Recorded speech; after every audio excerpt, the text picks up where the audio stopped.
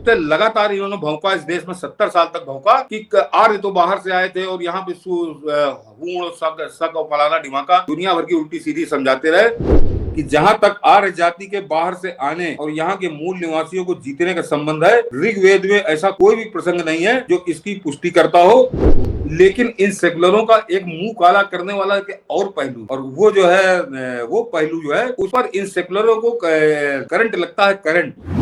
अब जरा वो दूसरा दिखाइए, ये एक जो ये यहाँ पे जो कम्युनिस्ट कुत्ते शब्द इस्तेमाल कर रहा हूँ, ये कम्युनिस्ट कुत्ते लगातार इन्होंने भौंका, इस देश में 70 साल तक भौंका कि आर्य तो बाहर से आए थे और यहाँ पे हूण शक और फलाना ढिमाका दुनिया भर की उल्टी सीधी समझाते रहे। अब जरा ये डॉक्टर अंबेडकर को पढ़ लें कि डॉक्टर अंबेडकर क्या कह के गए थे। बहुत विस्तार से उन्होंने लिखा है और इसको जरा ध्यान से सुन ले दर्शकों को कहूंगा, ये भी बड़ा ज्ञान वाला मामला है कि तथाकथित खुद को मूल निवासी कहने वाले अक्सर आर्यों को विदेशी कहने पर तुले रहते हैं, परंतु वे कभी डॉक्टर अंबेडकर जी को पढ़ते तक नहीं है। डॉक्टर अंबेडकर ने माना है कि आर्य कोई विदेशी जाति नहीं, वरन आर्य भारत के मूल निवासी थे। हम कुछ प्रमाण रखते हैं जिससे सिद्ध होगा कि डॉक्टर अंबेडकर आर्यों को विदेशी नहीं मानते थे, और ये सब उनकी किताबों से है।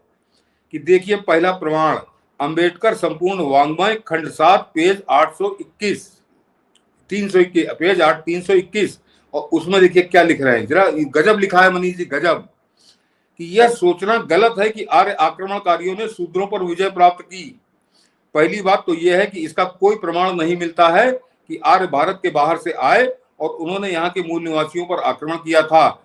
इस बात की पुष्टि के कई प्रमाण हैं कि आर्य भारत के मूल निवासी थे, ये अंबेडकर लिख रहे हैं।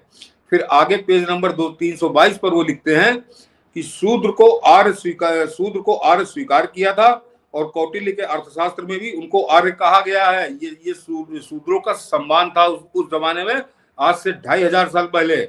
और आगे आ जाइए कि दूसरा प्रमाण कि शूद्र कौन थे, पेज नंबर 52 उसी पुस्तक से अंबेडकर वाङ्मय से पेज नंबर 52 पे क्या लिख रहे हैं।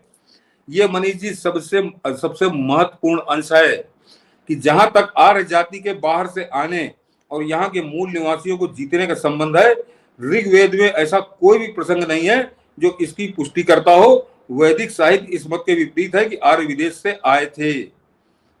ये चीजें, और ये जो आपने बीच की लाइन छूट गई कि शूद्र को पेज नंबर 322 पर लिखते हैं कि शूद्र को आर्य स्वीकार किया था, और कौटिल्य के अर्थशास्त्र में भी उनको आर्य कहा गया है। शूद्र आर्यों के अभिन्न जन्मजात और सम्मानित सदस्य थे।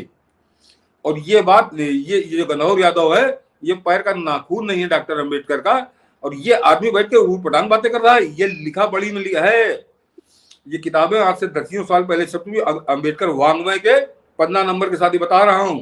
तो इसके बाद कुछ कहने सुनने को रह जाता कि इस देश में अंबेडकर के नाम पे झूठ बोलने का कैसा चलन हुआ। ये आज भी बेशरम जो गंधौर यादव है, या आड़ा पाड़ा सनसनीबाज, या जितने ये तथाकथित जो दिल्ली के अंदर अपने आप को आर्म चेयर जो इंटेलेक्चुअल हैं, जो रात में बैठ कर 3 पैक दारू पीने के बाद अंग्रेजी किताब पढ़ते हैं और बाद में आके कैसा ज्ञान देते हैं। तो डॉक्टर अंबेडकर का ये सच, पहला तो मैंने कहा मैं गांधी से ही शुरू करूंगा। तो गांधी का आपने सुन लिया कि गांधी की कैसी धज्जियां उड़ गई हैं उस छोटी सी चिट्ठी के अंदर, और बाकी तो पूरी पुस्तक हिंदू धर्म के बारे में बताया ही उन्होंने। लेकिन इन सेकुलरों का एक मुंह काला करने वाला के और पहलू भी है, और वो जो है वो पहलू जो है उस पर इन सेकुलरों को करंट लगता है, करंट।